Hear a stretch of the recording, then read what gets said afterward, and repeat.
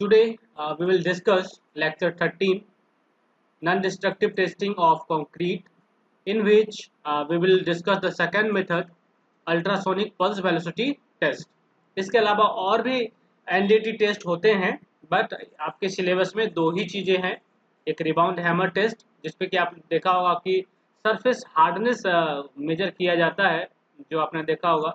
उसी के बिहाफ पे हम लोग कंप्रेसिव स्ट्रेंथ बोल देते हैं. उसका एक लिमिटेशन भी आपने देखा कि वो सरफेस हार्डनेस ही शो कर रहा है. ज़्यादा डीप जो अगर हम लोग कंक्रीट में जाएंगे, अंदर की बात वो नहीं बता पाता है. तो एक और हमारे पास टेस्ट आज जो है अल्ट्रासोनिक पल्स वेलोसिटी टेस्ट. तो इस टेस्ट की मदद से हम लोग जो अंदर के माइक्रो क्रैक्स हैं या जो भी चीज़ें हैं उसको हम लोग समझ पाएंगे. ठीक है, तो ये भी टेस्ट एक काफ़ी मायने रखता है. चलिए इसको देखते हैं. ये भी इक्वली पॉपुलर है लाइक रिबाउंड हैमर टेस्ट. तो इस सेशन में हम लोग देखेंगे कि इस टेस्ट का क्या महत्व है, क्यों करते हैं. अल्ट्रासोनिक पल्स वेलोसिटी टेस्ट के प्रोसीजर के बारे में समझेंगे, वर्किंग प्रिंसिपल के बारे में समझेंगे, और देखेंगे कि किस तरह से हम स्ट्रेंथ पता करेंगे कंक्रीट का, क्वालिटी पता करेंगे कंक्रीट का यूजिंग दिस टेस्ट. तो वो क्या वैल्यू इससे मेजर होगा. जैसे अभी आपको अगर मैं पूछूं कि रिबाउंड हैमर में हम लोग को टेस्ट से क्या मिलता था, कौन सा डेटा मिलता था पहले. हाँ, रिबाउंड इंडेक्स. हाँ, रिबाउंड इंडेक्स मिलता था, रिबाउंड नंबर मिलता था, एंड ऑन दैट बिहाफ हम लोग जो ग्राफ था उस ग्राफ से देख लेते थे कि क्या कॉम्प्रेसिव स्ट्रेंथ होगा. तो उससे हम लोग कर लेते थे. बस यहाँ पे क्या है, इस टेस्ट में थोड़ा सा अलग है. यहाँ रिबाउंड इंडेक्स की तरह कुछ नहीं है, यहाँ पे कुछ अलग है. यहाँ पे आपको वेलोसिटी का मेजरमेंट होता है. वेलोसिटी के भी यहाँ पे हम बोलेंगे कि किस तरह का कंक्रीट है. तो देखते हैं क्या टेस्ट प्रोसीजर वगैरह होंगे. तो चलते हैं नोट्स पे, वहाँ से देखते हैं इस टेस्ट के बारे में. तो ये जो टेस्ट है जैसा कि आपको पता होगा कि जो लास्ट क्लास में जो हमने टेस्ट किया था या टेस्ट पढ़ा था, तो उस टेस्ट भी जो था वो इंडियन स्टैंडर्ड जो कोड है 13311 पार्ट 2 में था, जो रिबाउंड हैमर का टेस्ट था. लेकिन अल्ट्रासोनिक पल्स वेलोसिटी टेस्ट जो है ये पार्ट 1 में है, as per IS code 13311 part 1 1992. ठीक है, इस कोड का पार्ट 1 जो है उसमें अल्ट्रासोनिक पल्स वेलोसिटी टेस्ट का कंप्लीट चीज लिखा हुआ है, सारा स्पेसिफिकेशन लिखा हुआ, ऑब्जेक्टिव लिखा हुआ है. ठीक है, तो उसी से जो भी चीज़ यहाँ लिखी है देख रहे हैं आप लोग, तो ये सब कोड के हिसाब से लिखा हुआ है. कोड में ये सब चीज़ें लिखी हैं, अगर आप देखें कोड को. तो अल्ट्रासोनिक पल्स वेलोसिटी मेथड जो है, इसका यूज हम लोग करते क्यों हैं. तो इससे हम लोग जो यहाँ पे लिस्ट देख रहे हैं 1 से लेके यहाँ पे 6 तक, इतने चीज़ को समझ सकते हैं, निकाल सकते हैं, एक रिलेशन बना सकते हैं. तो सबसे पहली चीज़ है, देखिए यहाँ पे, the ultrasonic pulse velocity method could be use to establish the homogeneity of concrete. एक तो इससे ये पता चल सकता है कि होमोजिनिटी हमारे कॉन्क्रीट का है कि नहीं. जो भी स्ट्रक्चर हमने तैयार किया कॉन्क्रीट से, हार्डन स्टिक में है, और उसका हम लोग टेस्ट कर रहे हैं एनडीटी से. तो इतना तो आपको श्योर हो गया कि हम लोग यहाँ पे डिस्ट्रक्टिव टेस्ट नहीं कर रहे हैं, कोई भी चीज टूटे फूटेगा नहीं. एनडीटी है, नॉन डिस्ट्रक्टिव होगा, कुछ भी क्षति नहीं होगा हमारे स्ट्रक्चर को, और टेस्ट भी हो जाएगा. तो पहली चीज है कि ये होमोजिनिटी बताता है कि हमारा जो कंक्रीट स्ट्रक्चर है, कंक्रीट मेंबर बना है कंक्रीट से, वो होमोजीनियस है कि नहीं, हर जगह में सेम चीजें हैं कि नहीं, इस तरह से. हालांकि ये कंपोजिट मटेरियल है, लेकिन हर एरिया में जहां जाएंगे देखेंगे सेम पाएंगे, सेम चीजें वहां पे है. चलिए, सेकेंड बोलता है the presence of cracks, voids and other imperfections can also be established using this test. तो हमको क्रैक्स का पता चल सकता है, वॉइड का पता चल सकता है, समझे, या और भी कोई उसमें त्रुटि होगा तो वो सब भी हम लोग को दिख जाएगा. तो ये क्रैक्स, वॉइड्स, ये सब चीजें कहाँ मिलेगी, ये सब कंक्रीट स्ट्रक्चर के अंदर है ना. क्या सरफेस पे तो आपको चलिए ऊपर से सीधा दिख रहा है, लेकिन अंदर में क्या है वो कैसे पता चलेगा. तो बट इस टेस्ट की मदद से हम लोग वो भी जान पाएंगे कि अंदर में जो चीजें हैं, क्रैक्स वगैरह है, उसका क्या इफेक्ट आ रहा है हमारे जो कंक्रीट की क्वालिटी पे, वो भी पता चल जाएगा आपको. उसके बाद देखिए, changes in structure of concrete which में अकर विथ टाइम. उसके बाद जो टाइम के साथ साथ जो आपने देखा होगा, कुछ डिफ्लेक्शन आ गया, क्रैक्स आ रहा है, कुछ श्रिंकेज हो जा रहा है, तो ये चीजें भी आपको थोड़ा बहुत आइडिया मिल जाएगा इस टेस्ट के हिसाब से. उसके बाद the quality of concrete in relation to standard requirement. और जो स्टैंडर्ड रिक्वायरमेंट होता है कंक्रीट का, कि हाँ M20 कंक्रीट है तो उसका स्ट्रेंथ इतना होना चाहिए. ठीक है, उसकी ड्यूरेबिलिटी, तो वो जो क्वालिटी की बात कर रहे हैं कंक्रीट स्ट्रक्चर की, कंक्रीट मेंबर की, उसको भी हम लोग स्टैंडर्ड रिक्वायरमेंट से मैच करा सकते हैं, एक रिलेशन बना सकते हैं, तो वो भी इस टेस्ट की मदद से कर सकते हैं। ठीक, उसके बाद the quality of one element of concrete in relation to another, एक कंक्रीट का मेंबर यहाँ है, एक दूसरा यहाँ है, दोनों के बीच में हम एक कंपैरिजन कर सकते हैं, एक रिलेशन तैयार कर सकते हैं। हाँ, कि ये ज़्यादा डेंस्ड है, ज़्यादा अच्छा है, ज़्यादा स्ट्रॉन्ग है, ये थोड़ा वीक है, इसमें थोड़ा सा वाइट्स है, इसमें क्रैक्स है, ऐसा कुछ हो सकता है। उसके बाद the value of dynamic elastic modulus of concrete, ठीक है, तो इसमें इलास्टिक मॉडुलस जो है उसका भी आपको चीज़ें पता चल जाती है कि इलास्टिसिटी जो प्रॉपर्टी है कंक्रीट की, हार्डन कंक्रीट की, वो भी पता चल सकता है आपको इस टेस्ट की मदद से। चलिए देखते हैं इस टेस्ट में हम लोग क्या करेंगे। तो यहाँ पे जो आप दिख रहे होंगे, जो पिक्चर आपको दिख रहा है, इसमें जो डिवाइस आप देख रहे हैं यही एक डिवाइस है जिसका हम लोग यूज कर रहे हैं, और इसी से जो है आपको पल्स जो है, वेव्स जो है उसका एक तरफ से सेंड होगा, एक तरफ से रिसीव होगा। तो यहाँ पे दो चीज़ें दिख रहे होंगे, ट्रांसड्यूसर जिसको बोलते हैं, देख रहे हैं दोनों साइड में। तो कंक्रीट स्ट्रक्चर में भी, ये तो क्यूब में लगा के हम लोग यहाँ दिख रहा होगा फिगर में, इसी तरह से किसी भी स्ट्रक्चर के पार्ट में हम लोग क्या करेंगे, दो के बीच में हम लोग लगा के देखेंगे, ठीक है, और यहाँ से वेव जो है पास करेगा एक से, और एक को रिसीव करेगा। तो एक तरफ समझिए कि एक तरफ सेंडर है, एक तरफ रिसीवर है, दोनों को ट्रांसड्यूसर बोलते हैं। तो यहाँ से वेव पास करेगा, उसके बाद समझिए कि इसके बीच में अगर वाइट्स होगा, क्रैक्स होगा, तो हो सकता है हमारा वेव जो इसके पास करेगा वो भटक जाएगा, है ना, तो उसका लेंथ ज़्यादा कवर करना पड़ सकता है। तो यही इसका आपको प्रिंसिपल पता चलेगा। अभी चलिए आगे देखते हैं। तो इस तरह से हम लोग टेस्ट जनरली करते हैं, जो आप यहाँ देख रहे हैं, इसी तरह से दो मेंबर हैं उसके दो साइड में हम लोग लगा देंगे जो कपलेट होता है, और उसके बाद हम लोग टेस्ट कर लेंगे। चलिए, तो इसका क्या वर्किंग प्रिंसिपल होगा अगर पूछा जाए लिखने के लिए, तो देखिए, the ultrasonic pulse is generated by an electro acoustical transducer, ठीक है, इलेक्ट्रो एकॉस्टिकल ट्रांसड्यूसर, तो एक तरह का इलेक्ट्रॉनिक्स डिवाइस समझिए आप इसको। तो उससे हम लोग को अल्ट्रासोनिक पल्स जो है जनरेट होगा, जो वेव वगैरह बोलते हैं ना आप, वेव जनरेट होगा। तो when the pulse is induced into the concrete from the transducer, it undergoes multiple reflections at the boundaries of different material phases within the concrete, क्योंकि कंक्रीट के अंदर बहुत सारे तरह का, मतलब बहुत सारा तो नहीं, बोलिए तीन तरह के आप देख सकते हैं। एक यहाँ पे सैंड है, एग्रीगेट है ना, जिसमें एग्रीगेट जो है ज़्यादा मात्रा में रहता है, कोर्स एग्रीगेट, फाइन एग्रीगेट कम रहता है, सीमेंट पेस्ट उससे कम रहता है। तो इस तरह से इसमें विभिन्न फेजेज हैं, डिफरेंट फेजेज हैं। तो इसका जहाँ जहाँ बाउंड्री होगा, मतलब मानिए दो ऐसे एग्रीगेट जुड़ा हुआ है, यहाँ पे सीमेंट पेस्ट है, तो जो बाउंड्री है वहाँ से मल्टीपल उसका क्या होगा, रिफ्लेक्शंस होगा। पल्स जो भी पल्स जो भी यहाँ से जाएगा वो क्या होगा, कोई वापस जाएगा, फिर इधर जाएगा, उधर जाएगा। तो ऐसा कॉम्प्लेक्स नेचर का ये मटेरियल हमारा है, जिसके अंदर की अगर बात की जाए, ऐसा फेज है डिफरेंट मटेरियल का कि मल्टीपल रिफ्लेक्शंस हो सकते हैं at the boundary of different material phases, और उससे होते हुए वो क्या करेगा, दूसरे एंड तक पहुंचेगा, एक एंड से दूसरे एंड तक पहुंचेगा। तो यहाँ से हम लोग सेंड करेंगे, दूसरे एंड पर हम रिसीव करेंगे। तो ये क्या है, आपको कुछ नहीं करना है, सिर्फ कपलिंग लगा देना है, एक इधर लगा देना है, एक इधर लगा देना है, और टेस्ट करना है।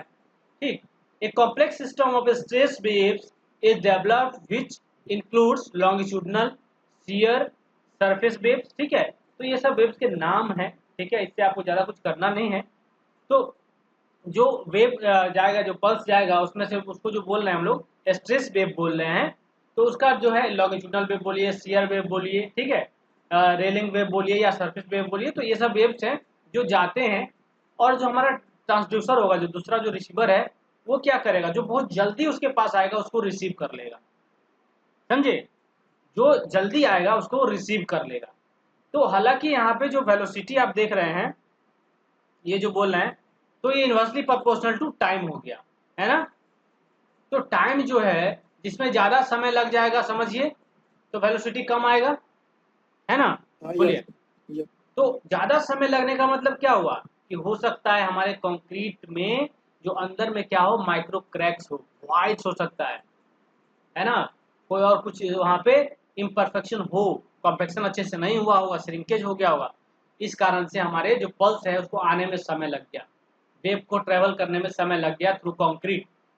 तो इस कारण से हो सकता है समय ज़्यादा लग जाए, तो वेलोसिटी आपको कम मिलेगा।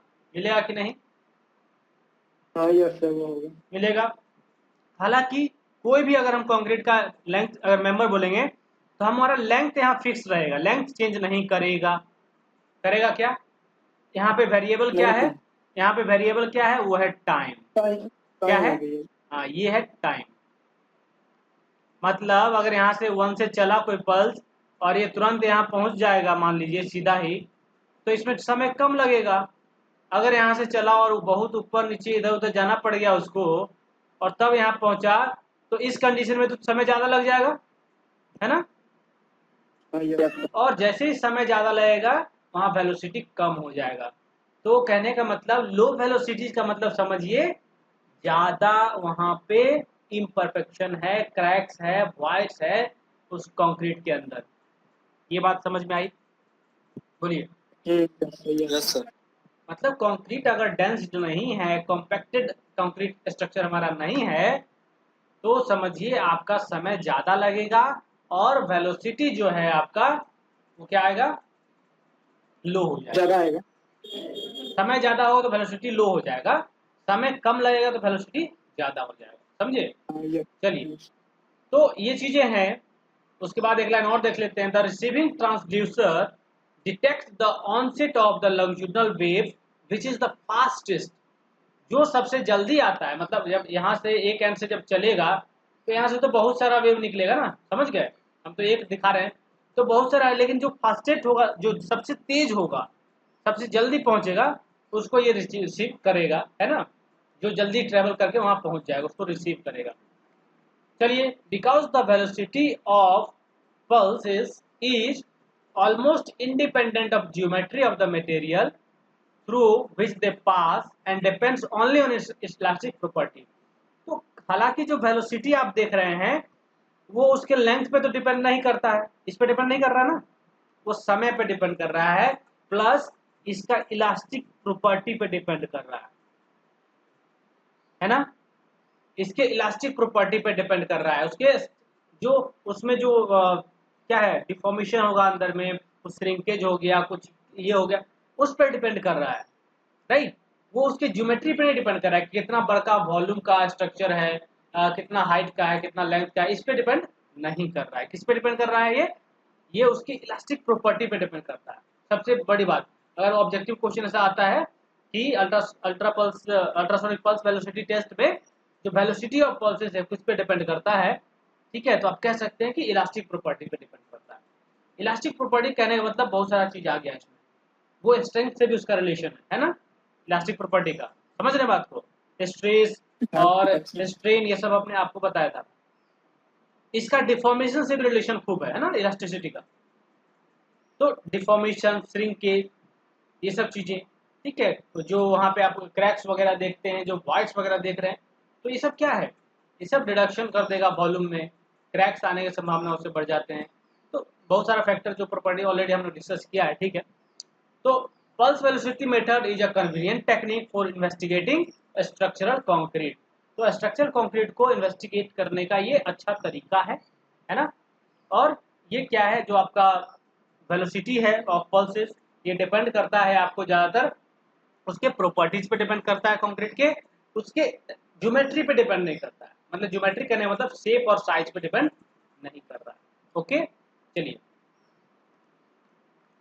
और देखिए वर्किंग प्रिंसिपल में क्या लाइन लिखी है। The underlying principle of assessing the quality of concrete is that comparatively higher velocities are obtained when the quality of concrete in terms of density, homogeneity and uniformity is good। मतलब good concrete किसको बोलेंगे? बोलिए, good quality का concrete किसको बोलेंगे?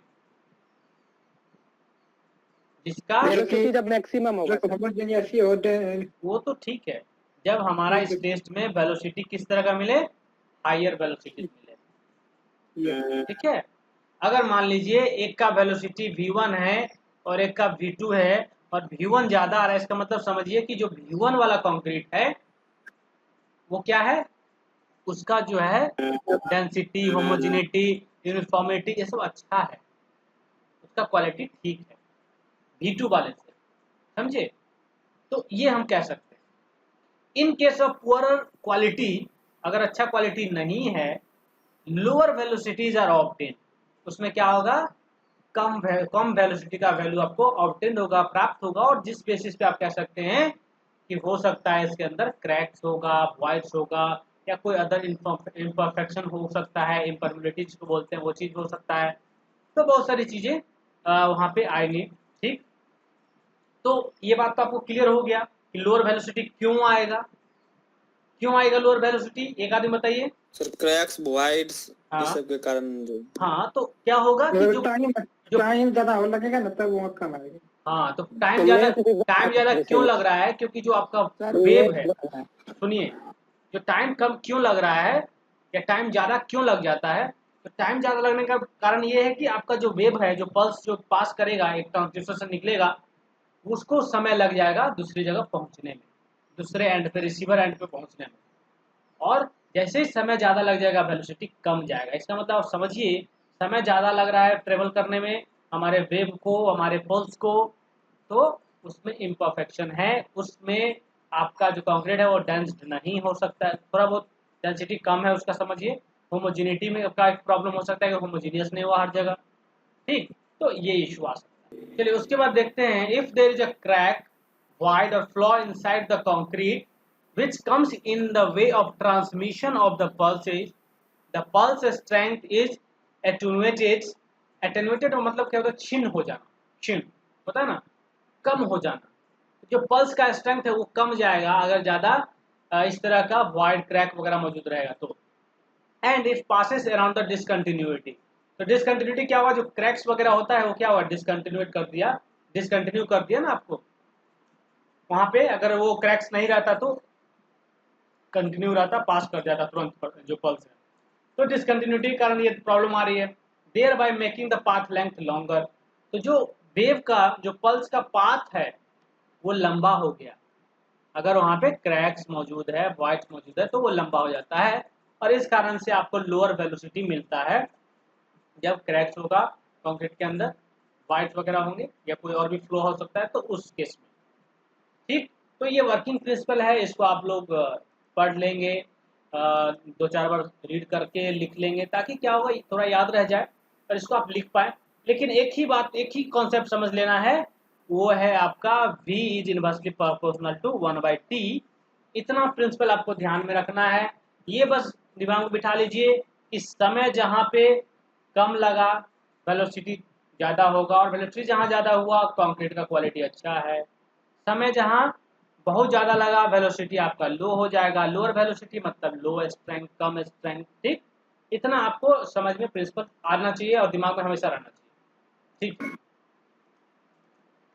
अब हम लोग आगे बढ़ते हैं एंड देखते हैं determination of quality of concrete by ultrasonic pulse velocity test. So during the test, the transducer held in contact with one surface of concrete and it travels actually, ठीक है, it travels a known path length of L in the concrete।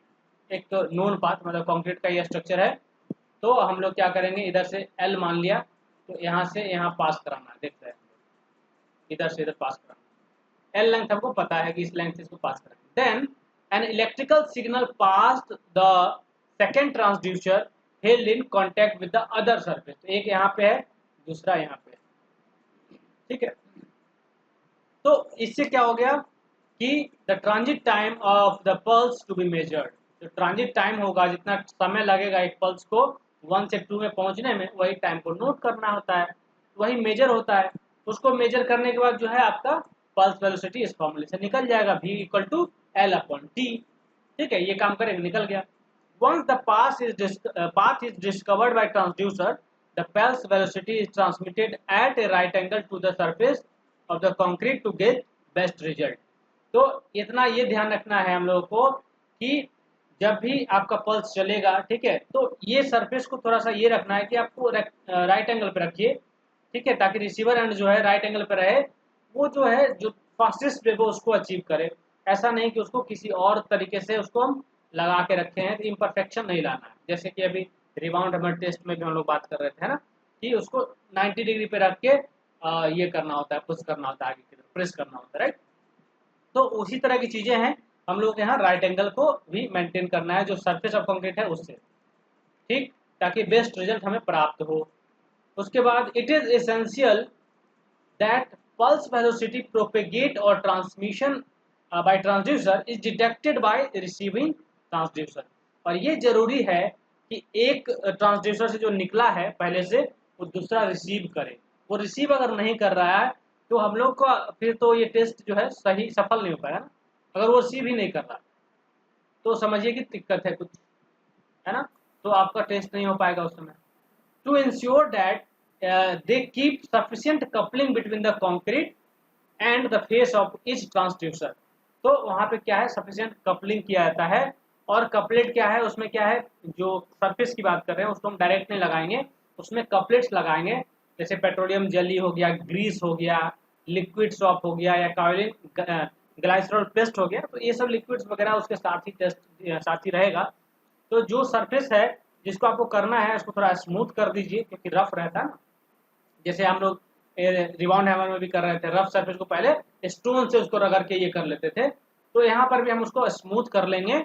और smooth करने के बाद ही उसमें हम लोग वो ट्रांसड्यूसर लगाएंगे दोनों साइड में, है ना। तो दोनों साइड को आपको स्मूथ कर लेना है और कपलेट्स वगैरह जो लिक्विड आपको दिखा, जो ग्रीस वगैरह दिखा, वो अप्लाई कर लेंगे, ताकि हम लोग को जो बेस्ट रिजल्ट प्राप्त हो, जल्दी से वो जो पल्स इधर से इधर जाएगा उसको रिसीव कर ले और हमारा रिजल्ट मिले, ठीक। तो ये सब बातों का ध्यान रखना होगा। तो in case if there is a very rough concrete surface it is essential to smoothen it for placing transducer. तो जब रफ सरफेस होगा तो उसको आपको स्मूथ करना होगा, तो स्टोन से उसको रगड़ रगड़ के हम लोग स्मूथ करते हैं, ठीक है, वो काम कर सकते हैं, ठीक है। ये सब चीज़ें हैं। एंड उसके बाद अगर आपको देखना है कि जो स्पेसिफिकेशन क्या है जिससे हम लोग क्वालिटी बता पाएंगे कंक्रीट का, तो यहाँ देख सकते हैं एज पर कोड जो है वैल्यू दे रखी है। तो पल्स वेलोसिटी किलोमीटर पर सेकंड में यहाँ दिया हुआ है, ठीक है, किलोमीटर पर सेकंड में यहाँ पे उस यूनिट में दिया हुआ है। तो अगर ये 4.5 से ज़्यादा होता है तो हम कह सकते हैं कंक्रीट हमारा एक्सीलेंट क्वालिटी का है। 3.5 to 4.5 अगर होता है तो गुड क्वालिटी, राइट। 3 to 3.5 होगा तो मीडियम, अगर बिलो 3 होगा तो वो डाउटफुल है, मतलब वहाँ क्रैक्स है, वहाँ पे और भी कोई फ्लॉज हो सकते हैं, कोई इम्परफेक्शन हो सकता है, अच्छे से कॉम्पेक्शन नहीं हुआ होगा, क्यों नहीं हुआ होगा, तो ये सब केसेस हो सकते हैं। तो ये चीज़ें हैं। चलिए एक दो लाइन और देख लेते हैं कि किस किस चीज़ों, कौन सा ऐसा फैक्टर है जो अल्ट्रा पल्स वेलोसिटी को अफेक्ट कर सकता है। तो उसमें देखिएगा लिखा है the pulse velocity of concrete primarily depends upon, थोड़ा सा ये गलत लिखा हुआ है, इसको सुधार लीजिएगा, primarily depends on concrete density and modulus of elasticity property. तो एक तो डेंसिटी हो गया इसका और एक इलास्टिसिटी हो गया जिसपे ये डिपेंड कर रहा है, ठीक है। ये ज्योमेट्री पे डिपेंड नहीं करता है, जैसा कि आपको पहले बताया कि ये कितना बड़ा स्ट्रक्चर है नहीं है उस पर डिपेंड नहीं करेगा। इसका मतलब ये नहीं कि बड़ा स्ट्रक्चर तो बड़ा अच्छा है, ऐसा नहीं है। तो यही है, डेंसिटी और इलास्टिसिटी जो प्रॉपर्टी है उस पर डिपेंड कर रहा है।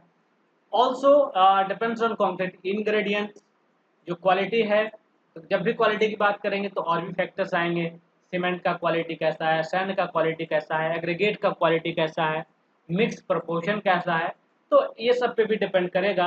और साथ ही साथ जो मेथड ऑफ प्लेसिंग है, कॉम्पैक्शन है, क्यूरिंग है, इतने सारे फैक्टर बन जाएंगे। तो जो भी चीज़ है, देखिए, हालांकि जो पल्स वेलोसिटी है इससे हम लोग क्या कर रहे हैं, क्वालिटी मेजर कर रहे हैं। जब भी क्वालिटी की बात करेंगे, जब भी स्ट्रेंथ की बात करेंगे, a number of factors will come, है ना। तो जो मेजर फैक्टर है वो डेंसिटी और इलास्टिसिटी है इन दिस पार्टिकुलर टेस्ट, इस टेस्ट में डेंसिटी और इलास्टिसिटी। और उसके बाद और फर्दर जाएंगे तो बहुत सारे फैक्टर निकल के आए, जैसे मैंने बताया अभी कि सीमेंट का प्रॉपर्टी, सैंड का प्रॉपर्टी, एग्रीगेट का प्रॉपर्टी और मिक्स प्रपोर्शन हो गया, प्लस जो भी मेथड आपने एम्प्लॉयड किए हैं कॉम्पैक्शन के लिए या क्यूरिंग के लिए, तो ये सब पे भी डिपेंड करेगा। तो एक दो लाइन आप ये भी लिख सकते हैं अगर पूछा जाता है तो एग्जाम वगैरह, ठीक। तो इस जो क्लास में तो इतना ही था। तो इस टेस्ट में जो भी चीज़ें देख रहे हैं आप, ये रेफरेंस यूज़ किए गए हैं, ठीक है, बुक्स हैं। उसके बाद जो डायरेक्ट लिंक अवेलेबल है वहाँ भी जाके देख सकते हैं, कोर्ट्स में देख सकते हैं, ठीक है, और कोई भी जो यहाँ लिखा है देख सकते हैं। तो आई थिंक कि ये चीज़ें क्लियर हो गई हों आप लोगों को, जो इसका कॉन्सेप्ट है, जो इसका ऑब्जेक्टिव है, ठीक है, जो इसका वैल्यू निकल के आता है, जिसके बिहाफ पे आप बोलेंगे किस तरह का क्वालिटी हमारे कंक्रीट का है, तो वो सब क्लियर हो गया होगा।